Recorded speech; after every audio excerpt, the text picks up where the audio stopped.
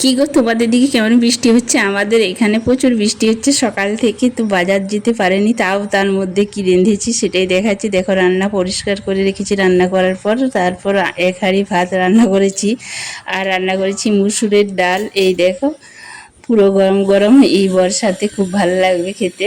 তো এই দেখো, পুঁটি মাছ ফ্রিজে ছিল, পুঁটি মাছ রান্না করেছি, আর বেগুন ভাজা হয়েছে। আর এটা হচ্ছে কচু, উম, আর মানে পুঁই ডাঁটা আলু বেগুন দিয়ে একটা সবজি করেছি সর্ষে বাটা দিয়ে। দেখো কত সুন্দর তরকারিটা হয়েছে, খুব সুন্দর। তো আর করেছি বাটা মাছ আর পুঁটি মাছ একসাথে, কয়েকটা বাটা মাছ ছিল আর কয়েক পুঁটি মাছ, মানে এটা করেছি সর্ষে বাটা আর তেঁতুল দিয়ে টক করেছি।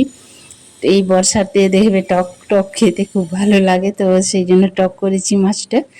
আর মানে দুটো মাছ একসাথে মিক্স করেই করেছি। আর করেছি ছেলেদের জন্য ডিম ভাজা, ওরা খাবে না, বড় ছেলে খাবে, ছোট ছেলের জন্য ডিম ভাজা।